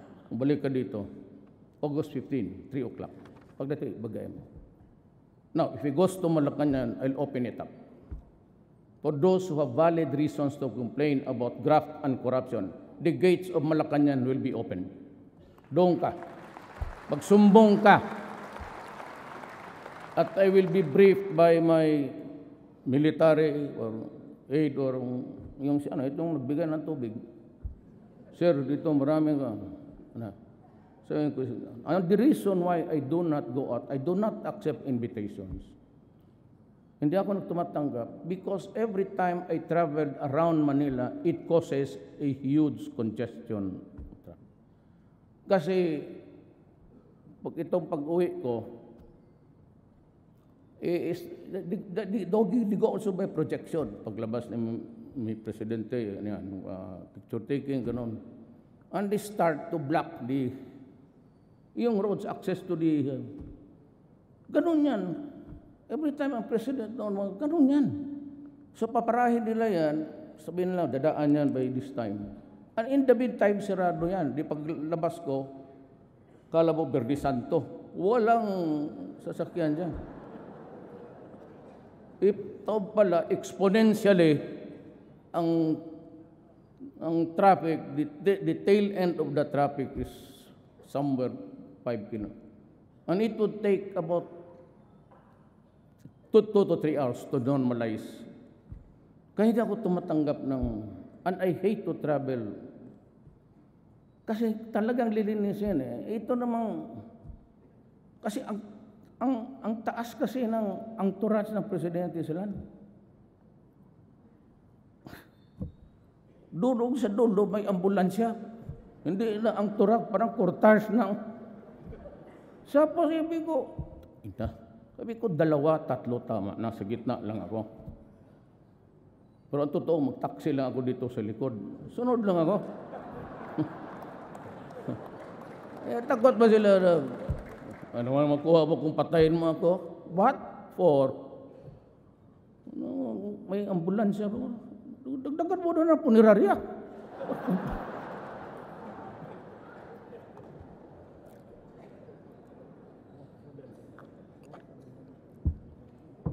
I have also ordered DFA to streamline documentary requirements and passport applications and open additional consular offices in strategic places to decongest Metro Manila sites and avoid queues that have caused hardships and suffering to passport applicants. I have also ordered the newly created DICT, Information and Communication Technology, to develop a national broadband plan to accelerate the deployment of fiber optics cables and wireless technologies to improve internet speed. Ito para ito sa, alam ko, mahal kong kababayan, maligayahan kayo nito. Pagpaano mo lang yung Tagalog ko kasi, kayo, hindi kayo marunong magbisaya. Wi-Fi access shall be provided at no charge in selected public places, including parks, plazas, public libraries, schools, government hospitals, train stations, airports, and seaports. Diba? Happy lahat. All government agencies are instructed to enable their clients to submit applications for coordination, other agencies combined. Taas mo, wala na yan. Ayaw na magsalita. In the national portal, yes, because it's our parang website. Ito, we shall intensify, mainit talaga ako dito. I place it in parity with drugs. We shall intensify our war against human traffickers and illegal recruiters that prey on our migrants. To help ensure that the hard-earned money of the Filipinos overseas are put into productive use, a mandatory financial education for all migrants and their communities will be pursued with intensive courage and entrepreneurship among them. I may now also ask on Congress to consider drawing up bills consolidating and merging agencies and offices having to do the overseas Filipino to have a department that shall focus on and quickly respond to the problems and concerns. Kailangan mo ng isa. And I have asked, I don't know, Secretary Bello is here. Bebot. Wala. Absinero talaga yan. Kasi sa cabinet absinero yan. Gusto ko, he will will lease some buildings near for overseas only. At lagyan ko na i-direct all BIR, lahat na BIR, lahat something to do with the clearances of the police in one building, may booth lang. I said, my God, make use of the computer. So doon lang siya mag-ikot sa isang building. Ang Pilipino, di na siya magpunta doon sa statistics, di na siya punta doon sa dyan sa office niya. Gamitin ninyo ang computer and you can get the results right after. Why do he has to travel to Malate, then he has come with the traffic? He can only accomplish one document at one time. And BI clearances, doon na ninyo bigay. Lahat na doon na. At kung dapat, may awa o sibilyo, pakainin niyo yung mga tao doon. Lalo na sa probinsya. Pag tingin ninyo taga-probinsya, finish it right away. Make use of the computer. O pag hindi nyo ginamit, tapon na lang ninyo. Throw away the computers, and I understand that. It would take you years to do it. Do the computers. Taas mo na, wala na yan. Ito, to help avoid squatter-like conditions in relocation sites, we urge utilities like Meralco and electric cooperatives exercise their social corporate responsibility by making direct connections to relocation sites and depressed areas. Alam mo kung bakit? Hindi na nilagyan nila dyan eh. That's why I had to talk to you ganito. Bakit? It's because walang kurente pagka mahirap ka. You do not own the land. The city engineer would not. That is my experience, 23 years as mayor. Hindi magbigay ng direct connection. Kasi hindi ko may-ari ng lupa. But that squatter there has been there for 20 years. So mag-connect sila. Pagka-connect nila, ang gamitin nila yung wire na, yung pinakamura. So it overheats because connect na lang sila kung sino yung minsan magnakaw. You know, we will have to make the adjustments. It is not for these people to make the corrections because they are not in a position to do it. We have to adjust to the needs of our people. Total yan naman yung as a squatter na yan. As long as I sit there as president, there will be no demolitions without relocations. Di talaga pa yan. Hindi naman aso yan na, just like in Davao. I'd like to make a dialogue with the businessmen. Sir, how much are you investing in this land you have bought by this squatter? So I bought it at about 60 million? Dagdagan mo ng 20 million. So, ako na ang bahala. Sabihin ko doon sa mga tao, bili tayo ng relocation site or I will provide. Government will expropriate. I will make use of the expropriation powers. Okay, ako ganun sa Davao eh. I have 20 hectares there. I will expropriate some land there. Yung malapit lang. Then sabihin ko, this 20 million will help your journey to a new land. And I will urge everybody na yung mga bagong mga factories, doon sila magtayo. Magtiis-tiis lang muna kayo. In the meantime, you have to mitigate the hardships of these people. That's the only way to do it. Pero yung sabi, demolition, walang matirahan ng tao. Total, you sat on your rights for many years. Eh, bakit mo ngayon pipilitin mo ako makaproblema ng ganun? Eh, may iba kasi hinahayaan nila. For 10, 20 years, they do nothing. And when the time comes na pagbili lang nila, eh, tayo ngayon disturbuhin. O di gumastos ka, para mas madali. Just add a little bit more. And there will be at least peace. Pag hindi, wala yan. Fight na naman yan between government and the tawag nila squatters. Squatters man talaga yan. Masasaktan lang, mamatay for no reason at all. Eh kung mayaman ka, bigyan mo naman ng kunting provide a relocation. And I'd be glad to talk to the people and say, go, it is not yours. I have directed the concerned regulatory agencies to prioritize the issuance of required permits for power development. Okay yan sa akin. Ang problema, sandali na to. Para ka dyan. Yung mga environmentalist, meron tayong kasi marang yung coal,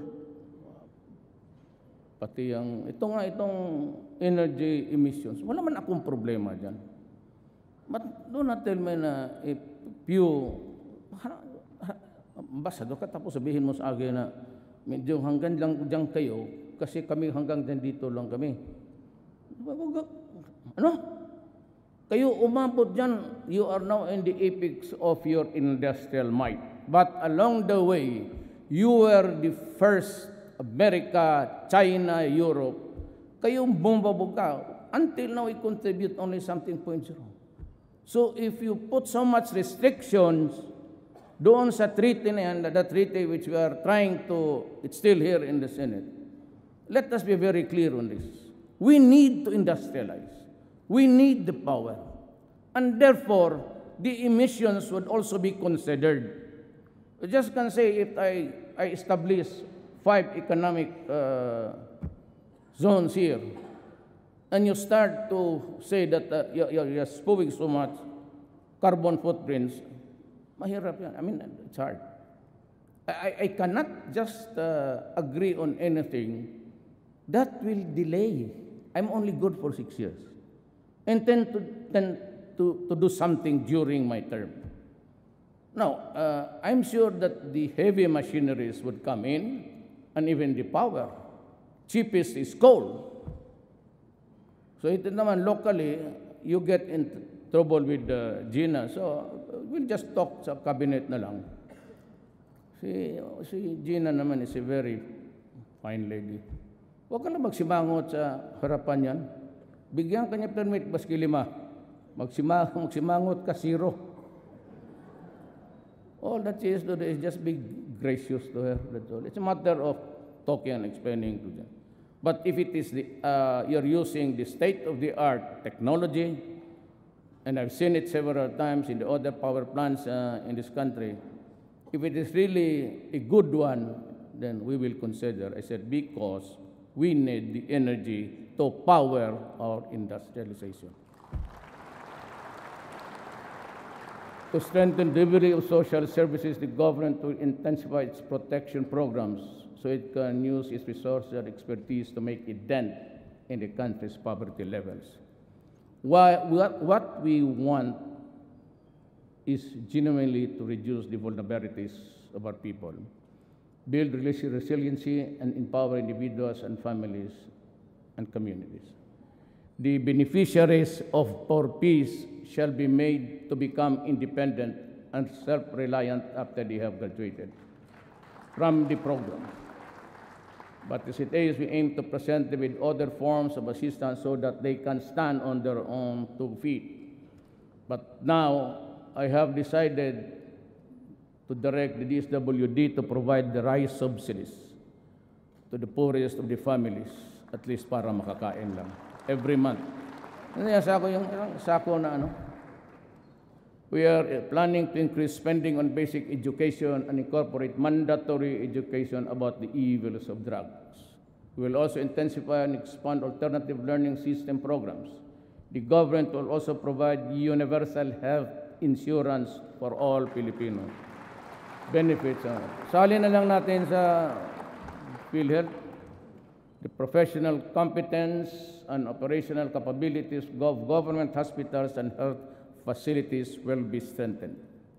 Consistent with our international obligations in keeping with national mandates, this administration vows to protect women's rights and human rights abuses against our women because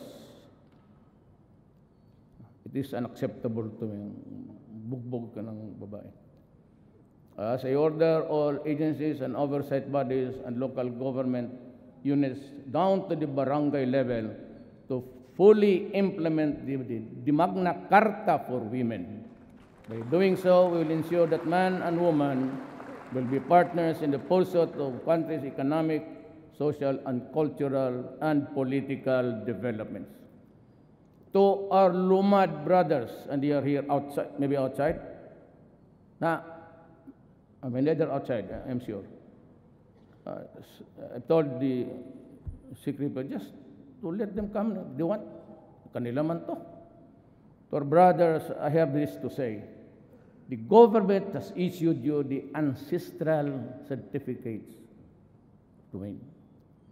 Title covering vast tracts of land, especially in the island of Mindanao. You have the Indigenous Peoples' Rights Act and the National Commission of Indigenous Peoples to protect you and to assist you.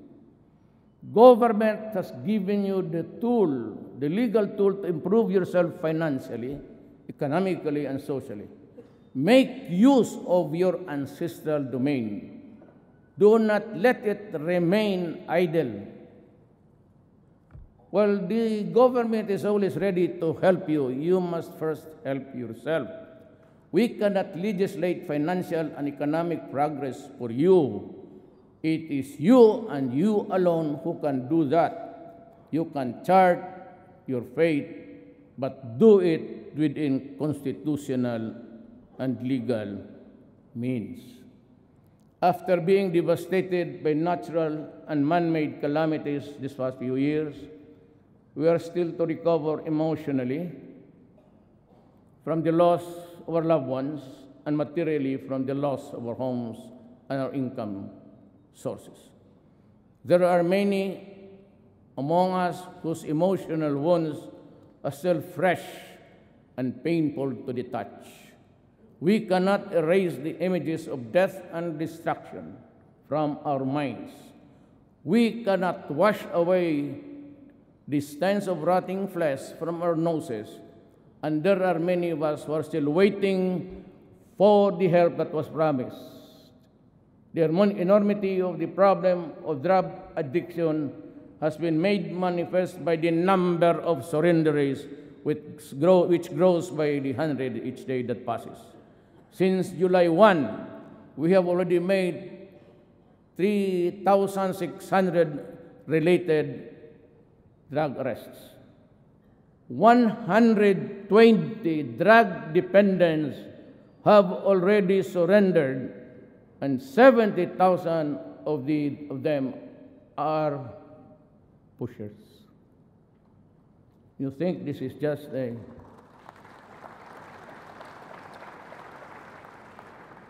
It would take the entire resources of this government to fight this war. I have nothing but the interest of my country. But in its wake, because the PDEA says that was a statement made by the Philippine Drug Enforcement Agency. 2 years ago, PDEA came out with a statement that there are 3 million drug addicts in this country. That was 2 or 3 years ago. How do you think would be the number incrementally if we count now? Give it a liberal addition, maybe, like 7,000. So 3,700,000. The number is quite staggering and scary. The drug lords that you desperately want to strangle are not here. Wala mga bilyonaryo dito.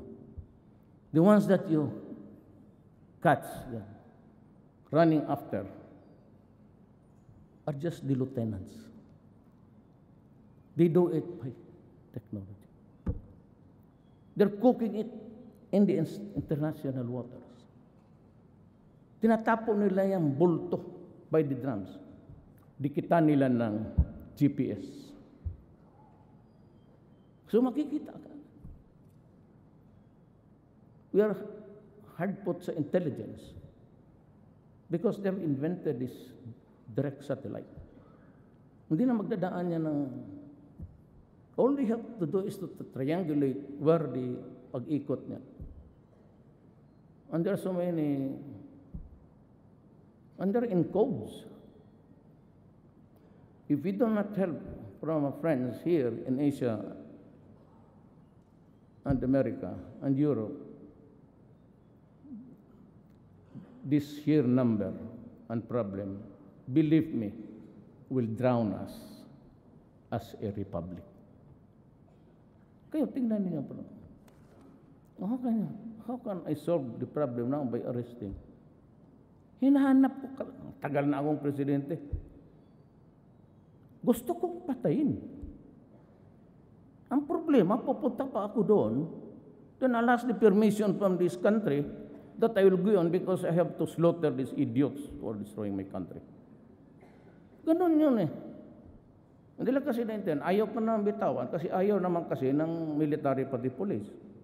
But you know, I said, I'll be talking in front of the Republic to its representatives, to the people.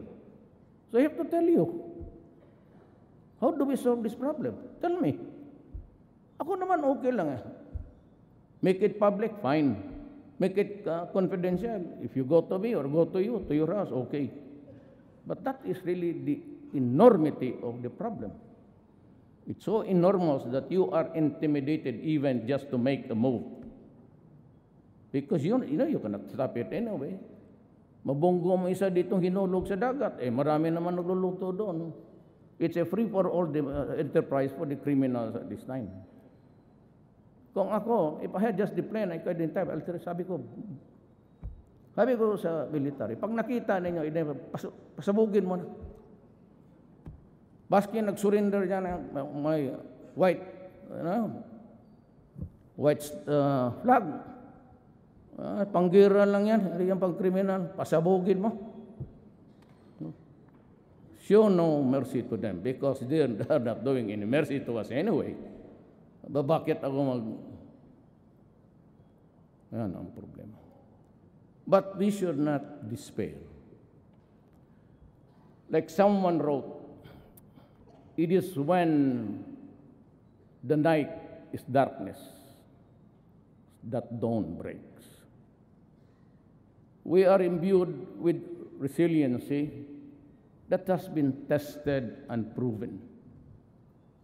More difficult times as in the past. We have a band to act together. We have to help each other, for then and only then can we truly prevail.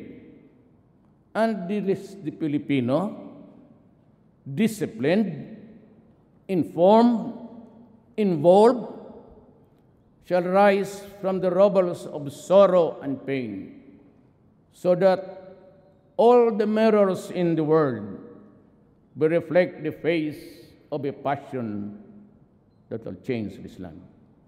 Daghang salamat.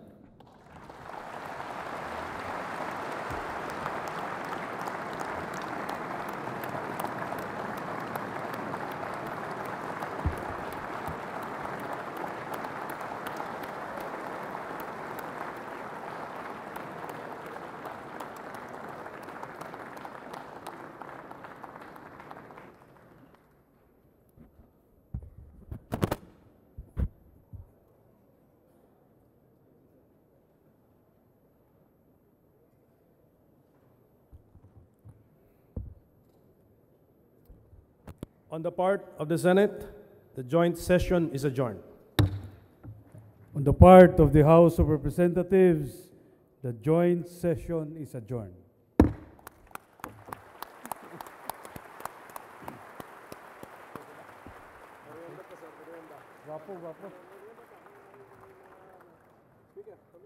Oh, thank you, sir.